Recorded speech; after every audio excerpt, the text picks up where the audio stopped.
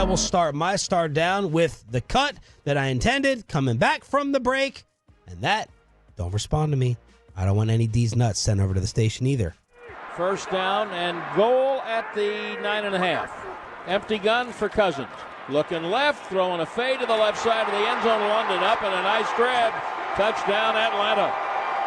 So I thought that was like basically a perfectly executed play. I'm not going to kill Trayvon Diggs for the coverage in that, but I'm still going star down to Trayvon Diggs. I do give him props. I know that's where Bobby is going. Jerry spilled the beans on Friday on KMC saying that Diggs was practicing with, or not practicing with a pretty significant injury. He did gut it out. He did go out there, but it did not work out well for him. Back shoulder touchdown makes it 7-3, and then Diggs totally getting lost with the wheel route that allowed the Falcons to score another touchdown. So he was out there. He didn't look like he was limping around or hurting as much as CeeDee Lamb, so I have to go star down Trayvon Diggs. Yeah, he didn't play well, and there's no injury that prevents you from knowing where you're supposed to line up. So that's still something that he's got to take. I would say that it's an up and a down for me. Down because he played poorly, but again, he's limited because of injury. I am giving him star up for the dude gutted it out. He went out there, fought through something that was clearly limiting him and wanted to be out there and with the team, especially after Oruwariye hit IR and they've had their issues getting Bland back on the field. All of that, I think, is worthy of praise for Trayvon Diggs. So not a great performance, but I do think that he showed a lot of toughness yesterday. I mean, he did, but like that play is just inexcusable. Off a timeout, to not know where you're supposed to be, to not have any idea what's going on. That made it 14-3, 36-yarder for Mooney. I mean, Mooney will not have an easier touchdown all year. Easy Mooney. And London didn't even come back to play. Could have been worse for the Cowboys defense. Yeah, London didn't come back to play. Pitts got targeted twice in this game, like nothing. But yeah, I mean, Diggs did play again. To his credit, all 100. He played 100% of the snaps. He was out there for every play. Yeah. Well, you mentioned Pitts. That is my one of my star ups. That is how they handle Kyle Pitts, which is tremendously because he had been fantastic over the last 4 or 5 games. He had a goose egg 5 games ago, but the prior 4, I mean, he was in the 70s and 80s and 90s in yards for those games. I mean, he had been much, much better. The defense did a great job on him this week. That was huge. If you were to tell me they were going to hold him to 1 catch and like 11 yards, I'm like, they win this game easy. But they didn't even need it. They didn't even need it. So that was one of my star ups is the Kyle Pitts and how they handled him this week. Big star up to me, motivating Jake Ferguson to take his game up a level. I think that was clearly, he heard the criticism. He responded in the right way. Jake, that's what I like to see. I clearly do more to motivate this football team than the biggest star down and the obvious star down and the star down that trumps all the others, and that's Mike McCarthy, who absolutely failed in every single way in this game, from preparation to in-game management, the fact that you had no timeouts available to you at the end of the first half, all the procedural penalties, pre-snap penalties, the confusion, the bad communication, it all has to fall on Mike McCarthy. Why did they stop going up-tempo? That I didn't care for. The first drive, they had gotten 54 yards on 3 plays. Holy mackerel. Pass. And then they said, we got to throw a run in here. I didn't understand the run. So I think, obviously, I don't care about the run. Why did you stop the up-tempo? Yeah, obviously. You got 27 yards on the first play to Ferguson. Rico with a 12-yard catch. Ferguson with 14. 3-0. You fail again in the red zone, but you had 7 for 59 in 3.5 minutes. Dak was 5 for 5 for 57 yards. Who's burned out, man? You know what? That very well, honestly, may be part of it. There may have been some sort of fatigue issue they were trying to manage. I know there were some really bad takes, I'd say, that talked about pre-snap penalties maybe being part of the reason why you had to slow down your tempo. The vast majority of those pre-snap penalties occurred when they were out of tempo. Yeah. And were things that were occurring in the second half. It was just, I think they probably felt like they had to measure it a little bit and that they found their rhythm, then they thought they could settle into their offense, and that clearly wasn't the case. That's an inexcusable explanation for me. Ridiculous. You do whatever you can to get your $60 million guy going. And it was fun. It was effective. It was efficient. It was rolling. It was 7-3 after one. So it's not like your defense was totally gassed and Atlanta was up on you 2 scores. And all right, now we have to slow things down or this is going to get out of control. It was 3-0, and then it was 7-3. And then it eventually, after they quit the no huddle up tempo, got to 14-3 after the Mooney wheel route. I did not understand that whatsoever. But I'll add on here to start down with the Dallas Cowboys, their brains. Their collective brains combined with Mike McCarthy and the coaching. Tyler Smith, false start, 1st and goal. They always false start on 1st and goal and move themselves back to 7-yard. Tyler Guyton, I'm sorry. Do we have a wonder lick on him to go back? This poor guy. He is, and he looks totally lost. When a flag is thrown, it's probably going to be on Tyler Guyton. What the heck is going on with this guy and the penalties? You talked about the wasted timeouts for McCarthy, communication, the details. Dan Orlovsky went viral after the game because on the Cowboys' 3rd play of the game, it was the second third down of the game, excuse me. The second third down of the game, the Cowboys had 10 on the field. 10. So Dalvin Cook made it 12 for the too many men. But then early on in the game, there's 10 men. So they have too many, and then they don't have enough. Jerry Jones afterwards on what he makes of all the pre-snap issues. Well, I attribute the loss to that. That'll take the air out of it. It's too close for that in the NFL between the teams. It's just too close. And you can't especially do it a lot. He has to know that Mike is no longer the guy. He's just going to wait it out till after the season. I think these close losses, too, they end up being close, which we'll get to later on. That can help Jerry keep Mike around. But that was bad yesterday. That was a bad thing to put on Mike McCarthy's resume. 7 of the 9 penalties were pre-snap. Holy cow. If you close your eyes and someone tells you that something stupid is going to happen in a football game from a communication standpoint, someone is going to get out-schemed, there's going to be a trick play that makes the other side look bad, you always know to fill in the blank that the Dallas Cowboys will be on the wrong end of it. Always. That's coaching. That's coaching to me. Go ahead, Chop. Star up, star down. Brought to you by Crown Royal. Let me ask you this, because Guyton, you mentioned Guyton there, which, by the way, I hate they don't do the Wonderlicks anymore. They need to bring them back. Did they officially get rid of them? AI said they stopped in 2022. I don't know. Hey, that's a hard test. I can't answer any of those questions. Was it not a red flag to begin with that he was old and raw? I mean, he's not old. To be raw, he's old. Because he switched positions. He was a defensive lineman. So again, that's well, there are no red flags when we're talking about Dallas Cowboys first-round offensive linemen. That's true. We give them the benefit of the doubt. We give them the benefit of the doubt. We do. And Guyton may still end up being good, but he might. If there's, close your eyes, there's an offensive lineman penalty. Who is it? It's Guyton. Mm-hmm. Someone probably misses a block or is late on a stunt. Who is it? It's Zach Martin. I mean, that's just the truth. And there's my star down. This poor guy. It's time as Twitter's. He was trending. When a guard is trending after the first series, that's a bad thing. That's a bad sign. And the amount of people that had the post that say, Zach, it's time to go be with your family. It's time to go be with your family. It's time to hang it up. Yeah, I mean it's penalties. It's just awful communication. There's so much about it that's just it didn't feel like other games we've watched before where it's like, man, this guy sucked. It felt so much like y'all just aren't good. It's like you also said one person. It's always one. It's always one person. Like this team, it doesn't matter what's going on. It doesn't matter what play it is.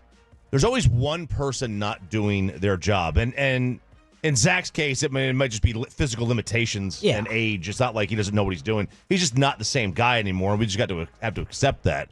But it's always something. It's always one person failing to have their assignment, or like Diggs not knowing what to do, or failing to pick up a block, or because how many of these plays that end around that they did on 4th and 1? I mean, that play worked 2 series later. We know it can work.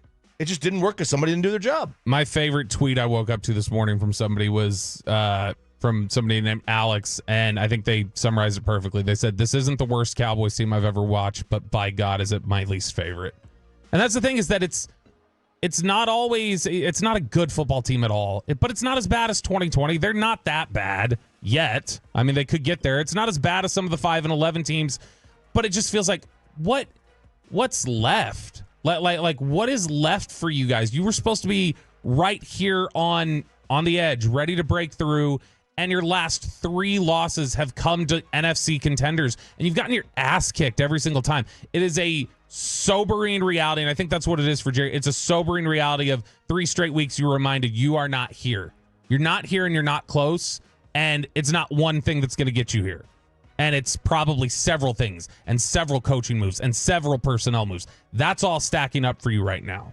I know what Jerry said in the post game yesterday. He was like, "Hey, might not make a big trade. We could definitely upgrade this team. Why not us? Blah, blah, blah, blah." I'm going to actually go in the exact opposite direction. Dallas is defeated. Dak gets hurt. Maybe CD too. We can all read lips, so it's time to lean all the way into this crappy season, right? What do you mean? What do you mean by lean all the way in? And who are we? Let's not try to upgrade. Jamarcus Russell with the lean? Let's not try to upgrade the team tomorrow. In fact, let's try to help other people upgrade their teams. We'll be all in. Wherever possible. You weren't all in before. Yes. You know what? Actually, that is what I'm asking. Jerry, I'm asking for you to be the same level of all in tomorrow as you were in the offseason. But please be the same level of all in tomorrow as you were in the offseason. So that means that he would be trading away just spare parts on the team and getting nothing in return? No, not. That's a what good they point. signed. Hey. Some like 5th or 6th rounders. Except for Eric Kendricks. Because I actually don't think you're going to obviously get a whole wealth of draft picks or anything like that. But I think he's looking at this all the wrong way. If Dak is hurt, that's fine. Like, let him recover for however long it's necessary. Maybe it's 4 or 5 games. Or 6. Yeah, maybe CD needs to take some time off because they're actually injured. Obviously, we're worried about DeMarcus Lawrence. Bland and Micah haven't come back by now like we probably thought. Just let it play out. Zeke's legs are all saved up. Lean into the fact that you're not good. Mm-hmm. You can handle it for one season. Keep moving that first-round draft pick up, up, up. Don't be scared of 5-12 or 6-11. Are you not good, though, it. because of the talent? Or are you not good because of the coaching? Because that's what's next, right? Yes. At the end of the season, no matter what, the coach, I mean, you can't look as disorganized as you did yesterday. Well, I understand. You can't look as undisciplined as you did yesterday, and people go, I don't think it's coaching. So leadership. And that's the thing. I understand that Mike McCarthy needs to keep fighting because he wants to keep his job. That's a great idea. Or whatever job he gets in the future. Exactly. I've just resigned where he can pretend that he was into analytics all along and some chump will go ahead and buy it and be like, wow. Good point.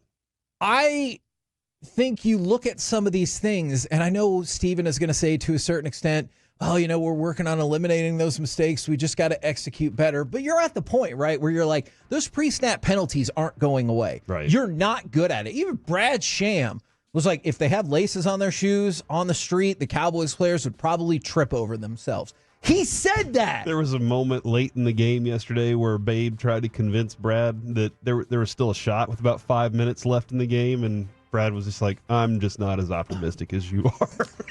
and I think that's where I'm at. And you can, look, if you want to sell it, that you could make a couple of trades tomorrow, today or tomorrow, and then you get CD's good to go, and Micah and Bland, and Dak is miraculously okay, and all that stuff falls into place. First of all, I don't think that's going to happen. But second of all, and then what? You're going to get better separation from your wide receivers. You're going to get better play from your offensive linemen. You're going to get better pocket awareness from your quarterback. You can get better tackling from your defenders. I don't think so. Yeah, if you're Jerry or whoever's making those decisions, you really have to know what the route is. Like to make the moves that are going to be necessary to give you that shot in the arm that'll turn it around for the rest of the season, and you're going to win every game from there. The pre-snap penalties, Kevin, that's been plaguing them since the beginning of the year. No kidding. We were pointing at all these other things. We're like, the red zone, we're just bad there. man, how many times you get booted out of the red zone because you're not doing good before. And then on top of all that, you have 2 all-pros, Pro Bowl guards that just don't look like they've played football before. And you're like, what happened to you guys? Why are y'all the ones making these mistakes right now? So, yeah, man, all the things are bad. If you're going to just lean into all the things are bad, your suggestion is all the trades. Make some big drastic changes. Yeah, look, or if you don't want to make big drastic changes, you can make some incremental changes that I think could help you pick up 4th, 5th, 6th round draft picks. And if you're sitting here going, I don't care about that, that's not going to turn the team around, that goes against the team message. The team message is we're the best at drafting and giving people second contracts. Now, I've talked about this many times. I think they falsify those numbers by giving out contracts that aren't always owned. But then why not lean into that and be like, okay, then that's what we're going to do? I have this question for you, Cowboy fans. You're saying all of these things, and this is what we're supposed to do on Sports Talk Radio. Why do you think over the last 20 years this has never been done? They've had 8 and 8 years. They've had down years where they don't. I understand we can do this with the Mavericks. We can do this with the we can do this with the Rangers, and we can do this with the Stars. Stars I'm not as educated on because they will make different moves and different things. You're saying all these things, but this is where I'm like, who?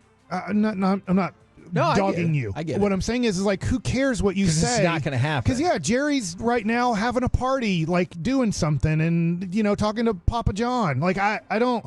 They're not actively working to change this organization. And I think, I don't know why, Mike. You're right.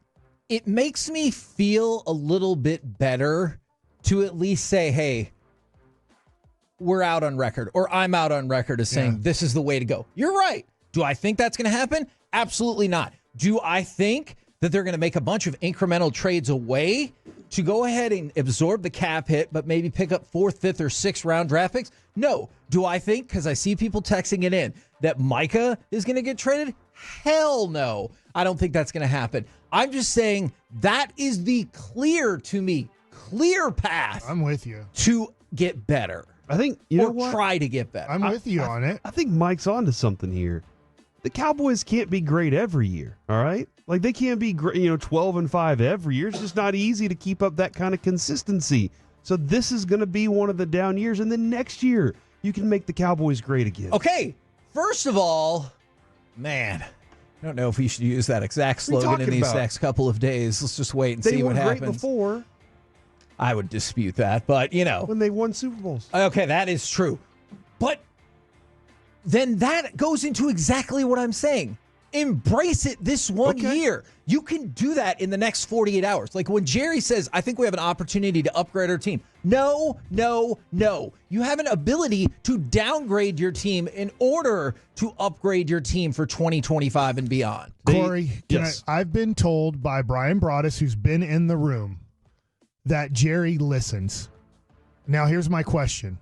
Do you think anybody's man enough in that room, or are they all scared to death of Daddy and owner, general manager, president Jerry Jones? Do you think anybody in that room is man enough to say, Jerry, our team sucks, and we need? Well, I don't think he gets to go in that meeting, but he would say it. Yeah, but I don't think anybody's man enough to do it because they're afraid of losing their job if they tell Daddy or if they tell general manager that he's not doing a good job. This team isn't good and we need drastic changes. And it probably won't mean we're great in 25. It would mean that we get better in 26 and 27. Well, I mean, there's a few things there. One, a lot of the decisions that have been made that created what this is right now were made by those people. So if they admit that they're wrong, then can that person trust them anymore? I know you have more. Can we stop on that point for just a second? Because I think that's a great point. Is because I think Corey really is spot on. How many people in that room would have to argue against something that they argued for to begin with? So I don't think it's all just people that are afraid of Jerry. I think it's people having to stand up and be like, hey, I'm Bill, and I said go get this player in the second round, and that was clearly wrong. That's a knock on me, but we can still change it. I think people are always afraid of like losing their spot or whatever, that they don't want to step out, to Corey's point, and say, I was wrong about that. And the other thing, too, Mike, is the word I'm gonna use here is gonna sound political, but it's not. I promise. The Cowboys have had a very conservative approach in this whole thing. Right. Like, they've spent where they felt they should spend. They've had a plan in place that they were like, all right, this is our plan. And along the way, they've been kind of plotting as they've gone. They made 2 really good, smart moves. Nothing bold whenever they made the move for Stephon Gilmore and Brandon Cooks. That's not extremely bold. But smart. But it was smart because it gave you what you needed in a second receiver, and it gave you a cornerback that turned out to be pretty damn good for you. And then you got Bland. You learned you had Bland because Trayvon Diggs got hurt. Yep. But they've been very conservative in the way that they've built this all along. That's where when's it time to be bold? When is it time to strike something big because the whole thing needs a shakeup? That's the decision that I don't know that anybody in that room is willing to make right now. Look, I know a lot of people don't like this. If you have decided, like the Saints did, that your head coach just ain't doing the job. He's not doing the job now. He's not going to be doing the job. So let's go ahead and move on. I don't know look, we've heard from a lot of people on the inside, but they don't always agree with their viewpoints of what the organization thinks about Mike McCarthy. And I know when we have Steven on, when we have Jerry on tomorrow, they're going to say the right things about Mike McCarthy. But that's another example. If you've seen it, take a look at something else right now. Because me personally, I don't think this season is going to go where you want it to go. All right? Like, short of a drastic move, which I don't think that the Cowboys are going to do. I also don't think they should make a drastically aggressive move to bring in more talent. Upcoming first round pick. I do not believe that they should do that. So if people dump on them tomorrow or Wednesday for not making the move, I just want it known for the record. I do not think they should make an aggressive trade where they bring people in and send draft picks out. But if you've decided that Mike McCarthy's not the thing, I don't think it's the end of the world to move on in the middle of the season and maybe try out a couple of other things. But you might also be sitting there and be like, try what? Schottenheimer? What is he designing for us that can help us? I saw Bobby post that, and that was the one on all of his things that he said, shall we do this, on the voting on his Twitter. Yeah. That was the one that I was like, what's this about? Because it feels like the play caller is just going to be the same. Yeah, it's the same mindset, same approach. It's the only person. It's just a different voice. The only difference would be, and I don't necessarily think this is the case, if there's been building tension between Schottenheimer and Mike McCarthy, when Schottenheimer's like, I have all these other things I want to do. I want to use motion here. I think we can create more separation there. Well, then hell yeah. But in the meantime, the Raiders are displeased with what they're doing. What do? Fire their offensive coordinator. The Saints are displeased with where they're going. What do? They fired their head coach. Both of those teams, I think, are only a game and a half worse than the Cowboys. Mm-hmm. And Jerry said yesterday, we can tweak this up. And I expect to be busy in the next 48 hours. Just remember, not this past Tuesday, but the Tuesday before that, he flat out said to Shan and RJ he did not anticipate any trades, moves, or changes. But then you had to sell harder. Now I know what happened Friday, Kevin. I know that is true. Do the laugh. Do the laugh. He goes, Corey asked the great question: could you make a trade tomorrow that would take a lot of the attention off the presidential election? And he goes, yes. And so just the deadpan way he said yes. I don't want it to happen. I think this season is where it is. I think what Dak probably mouthed on the sideline is about right about now, and you should lean into it. Don't fight it. You're not going to go away because you don't make the playoffs this year. The Cowboys are not going to go into next year going, who? The cow what? Yeah. Everyone is going to know about the Cowboys. Yeah. Everybody is going to know about the Cowboys. You can take a step back for the rest of the year. If you make some significant moves that look like it's going to take you in a different direction too, everybody's going to believe in the Cowboys. They'll buy into that part of it. I think the first place that I need to look, Kevin, if I'm starting to make those kinds of changes is that idea of culture and discipline and players that are willing to commit to that. Yeah. But again, if there's not somebody that's makes it a little tense around the star, it makes it. That's why I asked Jerry, what more can you do? And then he, gave them a speech.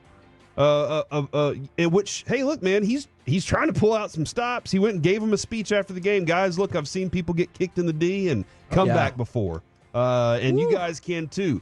Instead of the other part where it's time for tough love. I feel like tough love is necessary at this moment. Just real quick, Mike, to your point, though, I don't think you said it in a mean way at all. I think overwhelmingly likely you get the GBag tomorrow and you see that nothing happened. Yeah. Or you see that the Cowboys made a couple of incremental 5th or conditional 6th-round moves that they think could make a difference. I don't believe this is what's going to happen at all. I don't want it to come across as I was taking a shot at you or Corey or anybody up here at the station. Look, I do this with the Mavericks and the Rangers. I used to do it with the Cowboys, but I grew tired of it because I'm like, he's just pretending to be a general manager. He's not really a general manager. And then it's the same script every year. It's just a matter of, do they go 12-5 and lose in the first round, or do they end up going 8-8 and just missing the playoffs? This looks closer to an 8-8 year. It might not even be that good, but this looks like closer to that script. And don't worry, Jerry will sell you, and the place will be sold out, and he'll get Sunday night and Monday night football games out the wazoo next year. We're at the acceptance phase, aren't we? Yeah. Right? No outrage. No outrage, just acceptance. There's always a little outrage in me. Some sadness. A little disappointed. Little depression. Disappointed that I thought, coming out of this thing, coming out of the training camp, that there'd be a little bit different with some of the positions and the way the guys were going to play. I feel like we've processed that, though. I just right around the time Dak he voiced it all for everybody to see yesterday. Yeah. It was, it's just, you felt like that, well, maybe they'll be able to do some things with the offensive line. Maybe they'll be able to do some things with the defensive line. They got to retool just so many at times areas. it looked better. Yeah. Outside of a couple busted coverages. I mean, they were getting good running yards per attempt with Rico. They outgained them. More passing yards and more rushing yards. It just like I said earlier to you guys, they just walk such a thin line with how it's all those penalties. The penalties, and then they get a good call, and then they don't execute the play, and then they get a terrible call, then they get some bad luck, and then there's just so many things. And they get a fumble and run a 4th-and-1 play. Speaking of fumble, there was a point in this game yesterday where they threw a swing. They threw a swing to Bijan Robinson, and it was ruled a lateral, a running play. He fumbles it, and nobody goes after the ball. Yeah. I mean, you literally could get the ball at the Atlanta 20-yard line if you just hustle and be a little aware. Missed opportunities. Yeah, you're thinking like, oh, they called it a catch and a fumble. No, it was a backwards pass, like a run. Live ball. And Hooker had to just dive in there and just take the ball away. And, it's on the ground. It literally is between the legs of Bijan Robinson sitting on the ground. And everybody just kind of stops. It's just no football awareness, no football IQ. It's like a lateral. Go get it. Ball's on the ground. Go tackle. Go get that ball.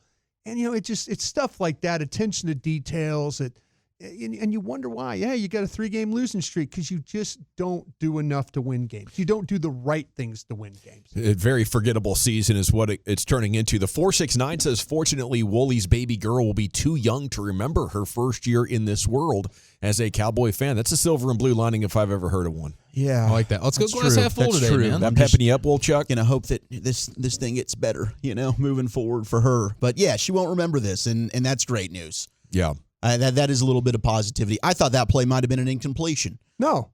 But and that's one where I was lateral. like, but was it actually a lateral? Yes, it was. It was. It was actually, ruling on the field was a lateral. And when we saw it, when I was watching, I'm like, get on the ball. I remember I was screaming, get on the ball, because they throw the ball behind the line of scrimmage. Mm-hmm.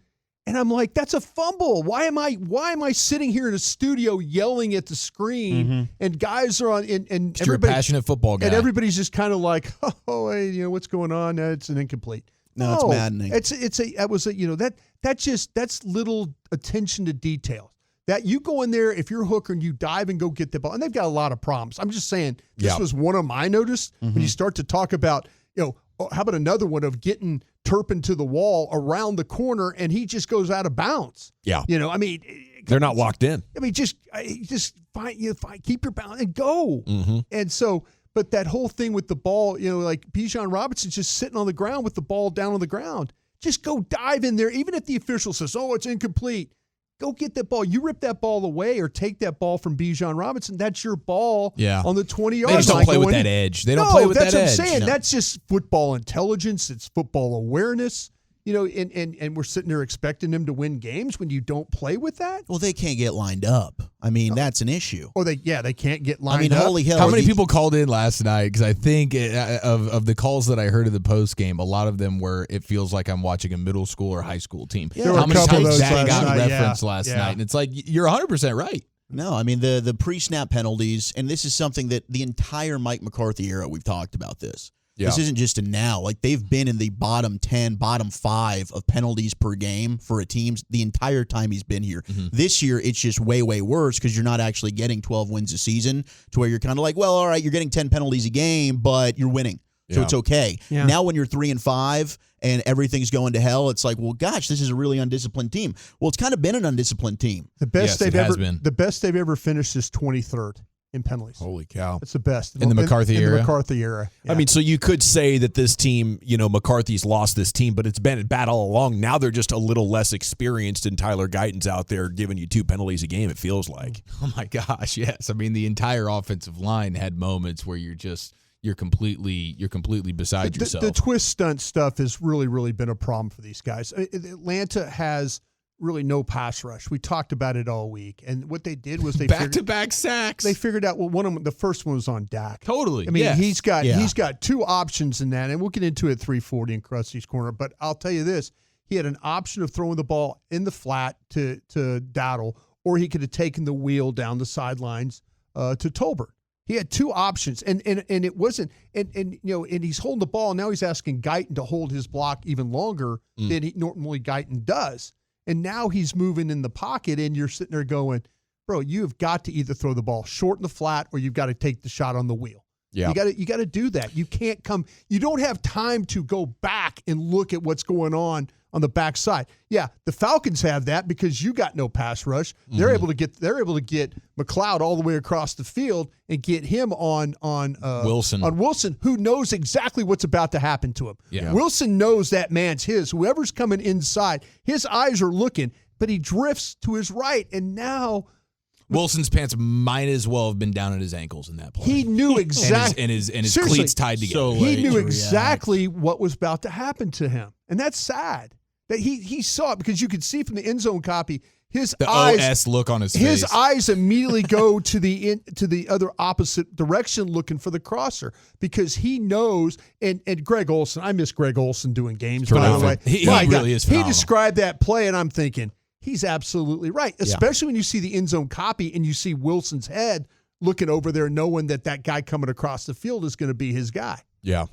No, thankfully, the Tom Brady crew just decided they'd seen enough of the Cowboys or they wanted to mix that thing up, but to get reacquainted with Greg Olsen was terrific. Yeah, now, he's a great guy. It's gone from bad to worse. If you missed it, about an hour ago came the report from Ian Rappaport that it's a pulled hammy. And it's going to be multiple weeks. Could go on the IR there for Dak Prescott. It just pushes your win probabilities down significantly. I don't know. Maybe Cooper Rush will get hot. I don't think we're going to see Trey Lance. No, you probably won't. They want to stay competitive and try to give you at least a fun game yesterday. I mean, they scored in the 20s. They had a chance to win it the last couple of minutes overall, like an entertainment standpoint. You kind of take it, even though ball went down the field. Yeah, there was a chance. But there was never a point, even though the scoreboard was like, you're within striking distance, like the whole time. You never once felt like you had a chance, or 2, that the Falcons were in any way stressed out or uncomfortable. Yeah, but don't you agree that the Cowboys will try to play every game to the max competitiveness to keep fans interested? I just as a way of approaching the Trey Lance discussion. Yes, I do. Yeah, they're not gonna just go ahead and tank it. I mean, that's not. No, they can naturally just lose games. I agree with you 100% on that. Other than Carolina and New York, they're not. There's not a game, 2 games on the schedule that you look at. I mean, I'd love to see some Trey Lance wrinkles in there, though. I mean, maybe you put Trey Lance in, trying to utilize those legs every now and then. I mean, I agree with you. I think they're going to rock with Cooper Rush. We would all go with Trey Lance, though, right? Yes, it would be so fun. Let's see what this game plan could do. It'd make it more entertaining, just from a viewership, role of this. But I mean, they're screwed now. I'd be way more excited to possibly get Trey Lance if they didn't sign Dak. And now it's like, okay, now let's see what you got with Trey Lance. Man, if they had pushed the Dak decision until now, you could evaluate how much worse it is with Cooper Rush. I don't think it's going to be massively worse. Like, there's some things that Cooper Rush does better than Dak Prescott. I'm not saying I would start him or anything like that. Dak is better. But, man, with the injuries, and now, I think you got to consider with the injuries, like, as he's getting older, is this a sign of, his body just being a little bit misaligned as a result of the catastrophic lower leg injury?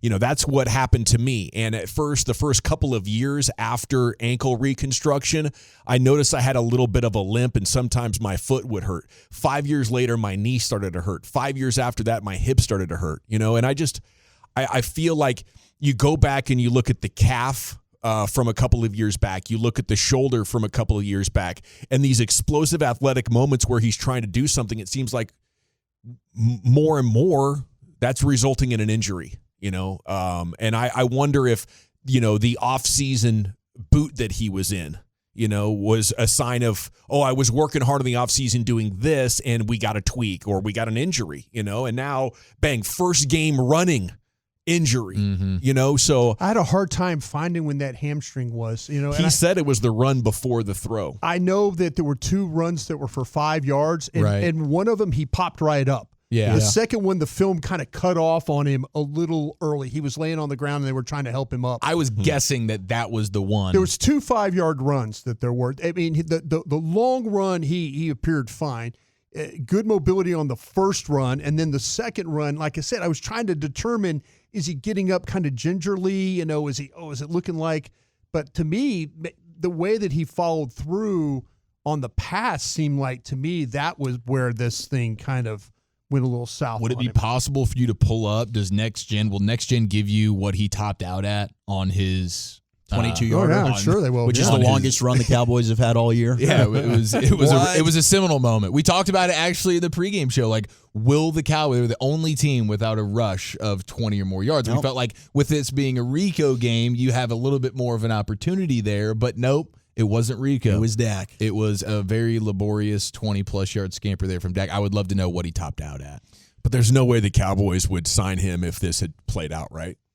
I can't fully say that, but I do think it would be so loud. Like whatever maybe you say it was 50-50 in September when they signed him, you'd probably be looking at it being, 85-15. Overwhelming. There's no way you can do this, and maybe it gets loud enough to be like the Joneses be like, okay, we can't do this. I don't know. Yeah, I know that locally the fan base would be looking at the Dak thing maybe differently than a team out there in free agency. Maybe it would just make it a point that what you kind of take for granted what you have, and another team would appreciate him quite a bit more. But I would like to think that if this played out, the Cowboys wouldn't still give him or do a market setting contract with him. As far as Zeke, a lot going on with that, man. I'm just glad Rico was in there. I feel kind of vindicated. That was a nice day running the football. Made a couple of plays in the passing game as well. I know it can be tough for a great maybe to see that when he's washed and handle it, still putting the team first. I don't know where Zeke's attitude is when it comes to approaching being a teammate on these Cowboys, but it seems like a lot of careers end ugly, and this would just be a continuation of that. That's what I think we're looking at right now. 18.43 miles per hour on that 22-yard run. That's pretty strong. Not bad. That's pretty strong. Not man. bad. I couldn't run 18. I was going to guess in the 17s. 18.43. Yep. Distance covered, he covered 47 yards. Man, it'd be so funny to get my sprint time. I think I might be in single digits right now, boys. Bravo on the efficiency on that. Broadus is figuring out how to work a computer now. Yeah. He's a metrics guy. He's a numbers guy. I mean, you are dialed, bro. Yeah, I pulled up all the top speeds. Yeah, we're good. What do you guys know about Zeke? I think it's just a sad situation. It is. It is a sad situation. I don't know that his role is one that he thought that he was going to have when he signed here. Did he think he was going to be the bell cow? Well, I don't know. That feels like either Jerry sold him on something that was as impossible as anything to be true, which is you're going to be our guy and you're going to be getting 15-plus touches. We look at you like the Ravens look at Derrick Henry. We look at you like the Eagles look at Saquon Barkley. If they did that, God help us. But to me, he's getting maybe a touch more of the looks than you would have anticipated. I kind of feel like, too, that, he knew who Rico Dowdle was. So he came here with the expectations that, hey, I'm a better player than Rico Dowdle. He's better. Rico will get hurt or something. No, that's probably what he came in. I don't think anybody had to sell him on anything. I think he just looked at this situation as, well, if they think that Rico Dowdle is the number one back, then I'll surely be better than him. I think there's a lot of things to this whole thing with Ezekiel Elliott. And I think a lot of it is, there's things that he's dealing with on the field. There's off the field stuff that he's dealing with too, that they need to kind of get squared up, and hopefully that works out for him. Yeah, it's tough. When a guy is, unavailable or missing practice, I think as an organization, you want to, be tough on him. And when he's a legend, it puts you in a tough spot, because if there is sensitive information, you're not just going to air all of his dirty laundry. Right. At the same time, you don't want to put him in the game, because that sets a horrible precedent for treating star players or favorites differently. And I can imagine the Cowboys just want the story to go away at this point. And, they had a clean separation at the end of 2022. Maybe that's a hard lesson learned. Clean right up until that very last play. They couldn't let him be on his back as a center. And speaking of that, I hope Zeke can come back in December, or early January, a Week 18 type of goodbye game. But usually legends don't get a chance to go out there the way they want. We'll see. I mean, this could be something mutually that they agree that, hey, this is not going to work out, and we're going to.